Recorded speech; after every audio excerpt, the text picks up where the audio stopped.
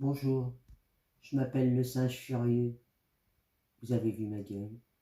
Bon bah, faut que je fasse avec.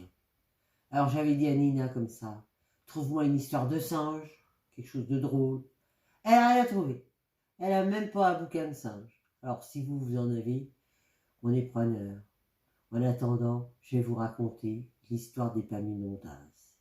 Oh, oh le con, oh l'Épaminondas, mon Dieu, mon Dieu. Allez, on y va. Il y avait dans la Louisiane, en Amérique, une brave négresse qui n'avait qu'un fils. Comme elle n'avait pas grand-chose à lui laisser, elle voulut lui donner un beau grand nom, et elle l'appela Épaminondas,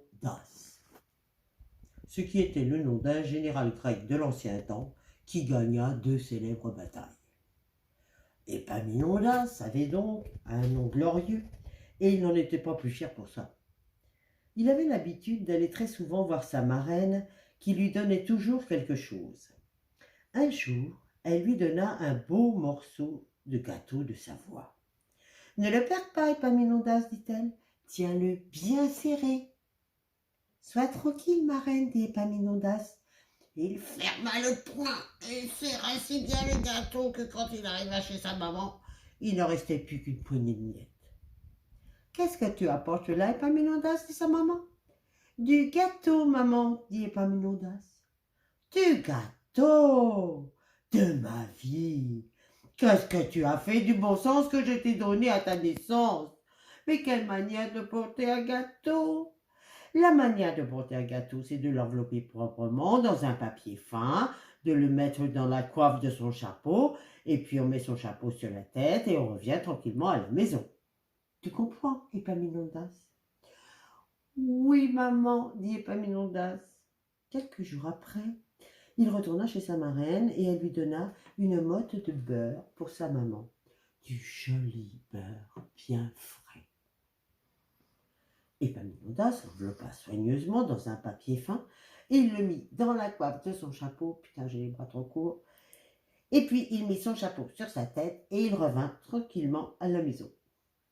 C'était en été et le soleil était chaud. Voilà le beurre qui commence à fondre et qui coule de tous les côtés. Quand Épaminondas arriva chez sa maman, le beurre n'était plus dans le chapeau. Il était sur Épaminondas. La maman leva les bras au ciel et s'écria « De ma vie, Épaminondas, mais qu'est-ce que tu apportes là ?»« Du beurre, maman, dit Épaminondas. »« Du beurre, dit sa maman. » Épaminondas, mais qu'est-ce que tu as fait du bon sens que tu avais à ta naissance? Ce n'est pas la manière de porter le beurre.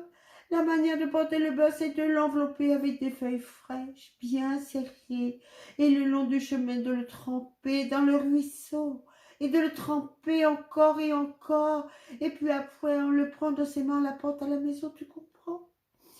Oui, maman, dit Épaminondas. La fois suivante, quand Épaminondas retourna chez sa marraine, elle lui donna un joli petit chien. Épaminondas l'enveloppa dans des feuilles fraîches, bien serrées, puis il le trempa dans le ruisseau, et il le trempa encore, et après, il le prit dans ses mains pour l'apporter à la maison. Mais quand il arriva, le pauvre petit chien était presque mort. Sa maman le regarda et elle dit « De ma vie, Épaminondas, mais qu'est-ce que tu apportes là ?»« Un petit chien, maman. »« Un petit chien. Épaminondas, mais qu'est-ce que tu as fait du bon sens que je t'avais donné à ta naissance? Ce n'est pas la manière de porter un petit chien. La manière de porter un petit chien, c'est de le prendre une grande corde, d'en attacher un bout au cou du chien et de mettre le chien par terre et de prendre l'autre bout de la corde et on revient à la maison en le tirant après soi, comme ça, tu comprends?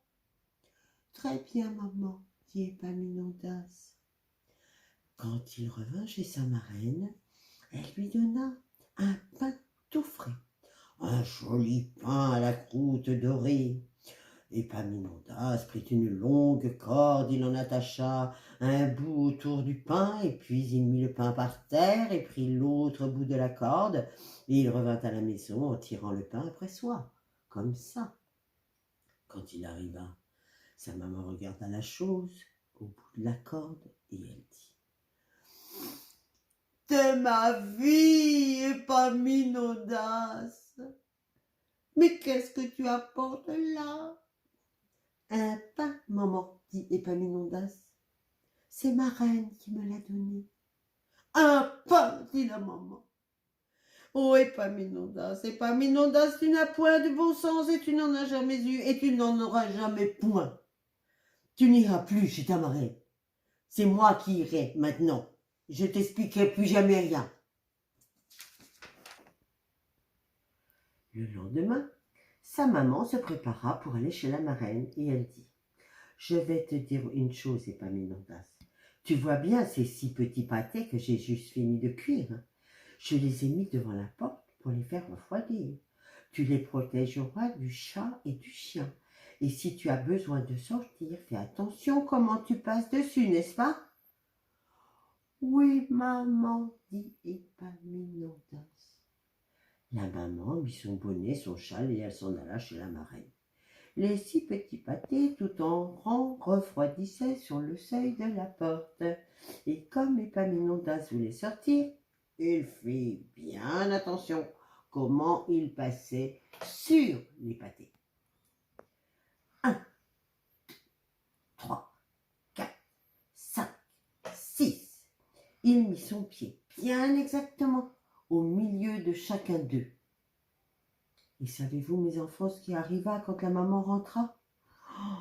Personne n'a jamais pu me le dire, mais vous pouvez peut-être le deviner. Et je suppose qu'Épaminondas ne sut jamais le goût qu'avaient ces petits pâtés-là.